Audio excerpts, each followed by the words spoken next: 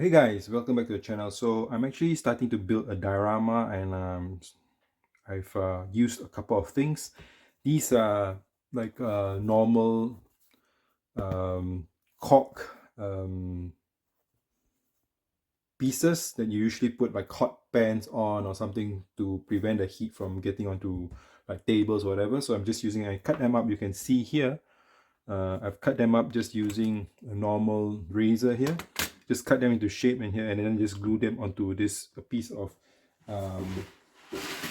platform wood that I just got from the dollar store, something like this. Yeah, just a piece just for the base. All right, and then like I said, I took this cork, used this, cut them up into different shapes, break them, and then just put them onto here. Then I use some of these pieces of I don't know what you call this, but plastic wrapping material. Usually you get them in boxes and just stack them up to build this base here. As you'll see later on why I have this elevated a little bit. And then I got some of this molding molding clay in beige color, just like so. And I just put them on to make some shapes on this piece of diorama that I'm working on. Yeah, so I'm just going to do all that. I just use some hot glue gun to just glue these pieces on, and then these pieces with this clay, like you see here, I just take some of this and just put them on, right, into whatever shapes I want, and to prepare to kind of like make a surface structure based on this that I have here. Okay, so that's kind of like how I built this diorama, just with just simple cork, model clay, this piece of styrofoam. It's not styrofoam, but some sort of packing plastic on a base like that, which will form the main diorama base, which I will need to start letting it. I think the model clay, I need to let it set first until it hardens. Probably going to use a bit of a hair dryer or a heat gun to actually make it kind of like harden, and then after that we'll start laying the base paint onto it and start painting this thing. All right. Okay, so I'm grabbing some of these pieces that like I cut out from all of these parts here, and then slowly just adding them to give some sort of texture onto the clay, just to give it, you know, some like different types of shapes, you know, and a texture too, so that when I paint it, it will look a little more realistic and a little bit more not one textured, if you like, when this goes on. Yeah, so I'm just going to go ahead and put more of these around the diorama, just to give it that realistic look, so to say. Okay. All right, so I've gone ahead and you can see here, put in a stand. Okay, I've glued the stand onto this, and then now I'm using the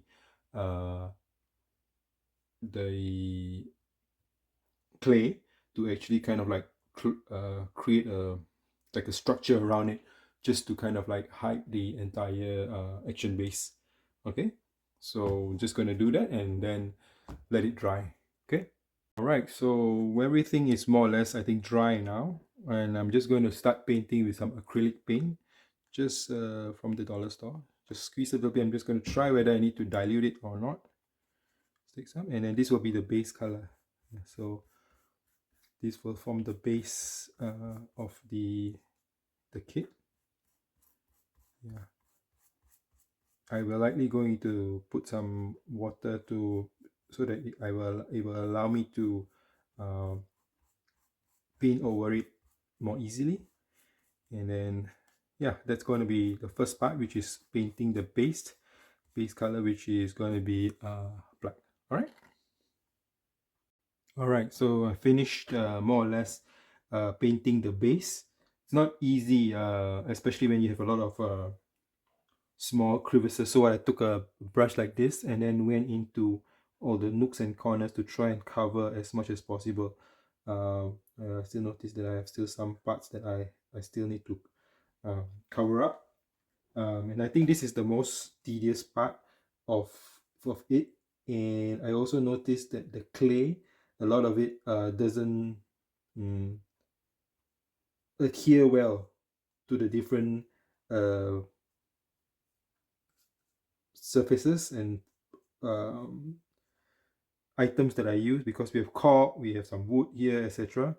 And when it dries up, it doesn't um, adhere well. So I had to use a bit of glue and to put some of the pieces together.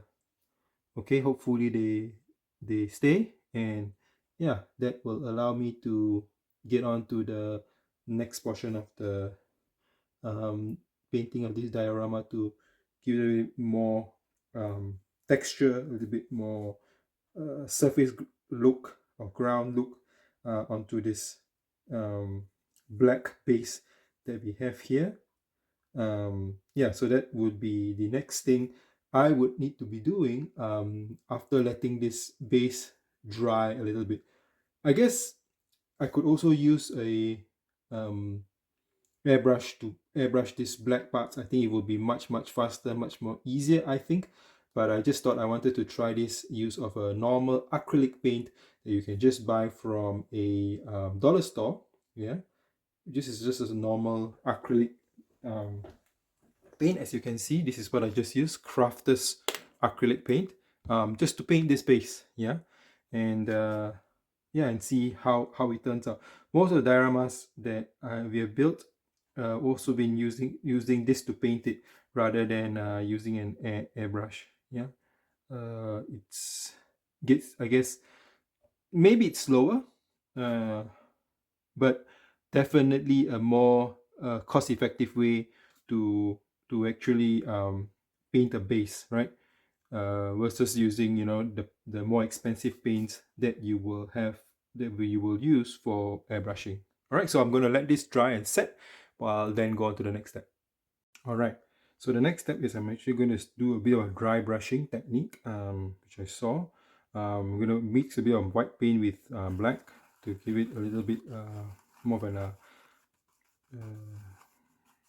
off-white type appearance, so to say, or grayish appearance. Then just takes one of these to remove some of the paint so that you have less, not so much paint, and then just slowly,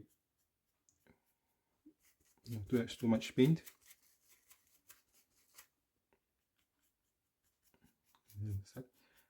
Brushing the area to give it that appearance.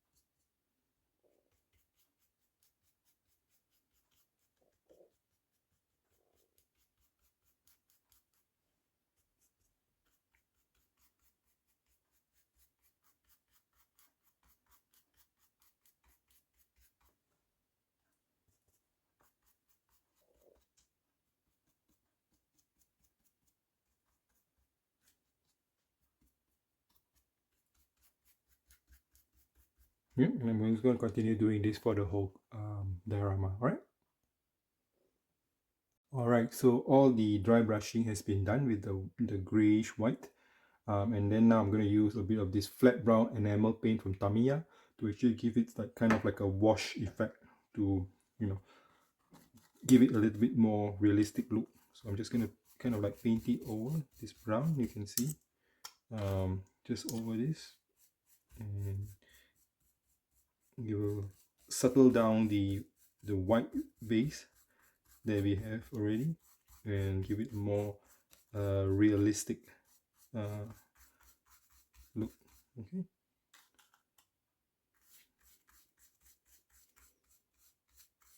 Yeah.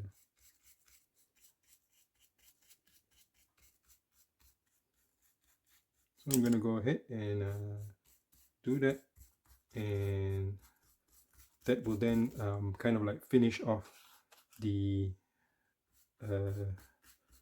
base look of this terrain. Okay, all right. Okay, now I'm going to start painting the lava part. So the base will be orange, which actually is a mixture here that I'm going to make of these two acrylic paints, the Christmas red and the sun yellow.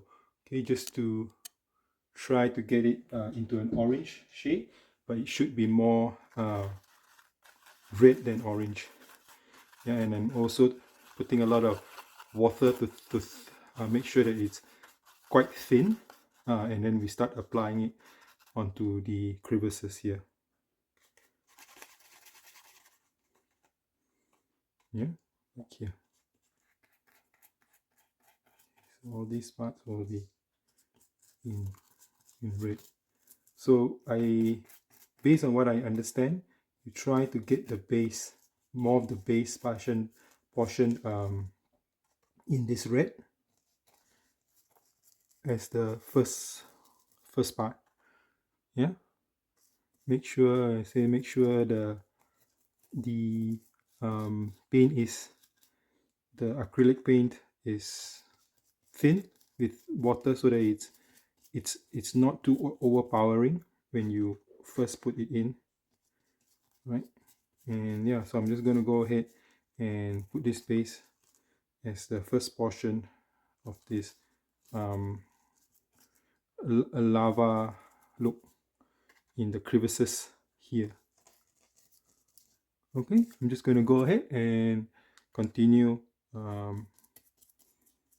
painting them and putting in as much as I can into the color.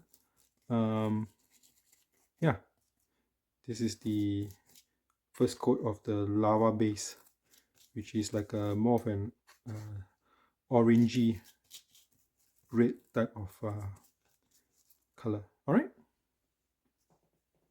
right, so all the red base have been done. So the next thing is to get orange as the next base.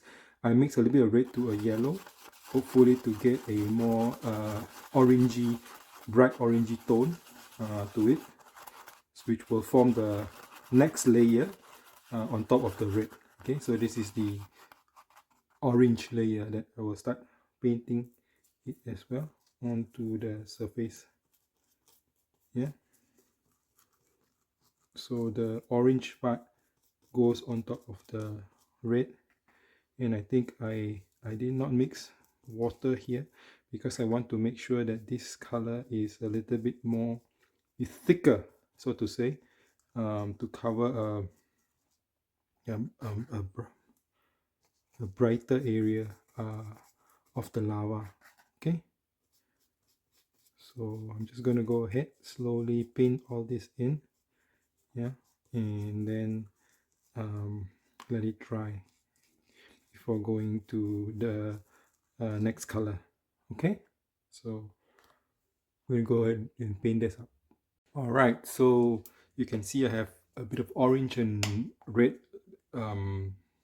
painted onto the, to give it a lava effect. The next thing is just to go with a bit of yellow, right? So I'm going to use a bit of sun yellow, and that will then kind of like put in the finishing parts, finishing touches onto this particular lava look. So just going to go into the middle portion, okay, to kind of like put in the lava effect. Yeah.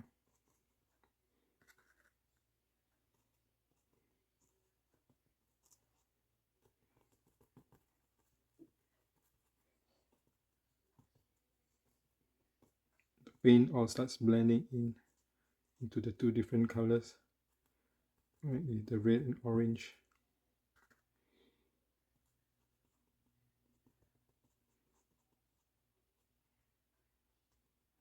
Yep. And also I keep a bit of the yellow in the tinge on the sides. Yeah, give it that kind of like dramatic effect. Yeah, and yeah, so I'm going to continue painting in the yellow, and that will then kind of like finish off the lava effect that we are trying to create this diorama. Okay, so it's more or less dry now, and just is going to put some finishing touches. I'm just going to put some Mod Podge gloss onto this to give it some like a gloss look. Yeah, so just going to put some and then apply it onto the lava area.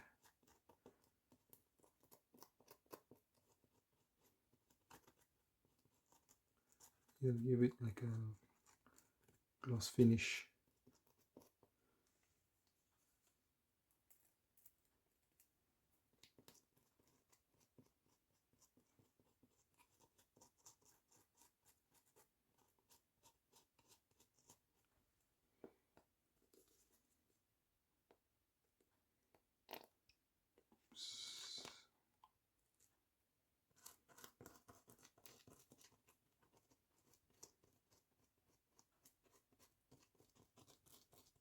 As if the lava is a little bit wet, so that's why I wanted to have it as a bit of a glossy look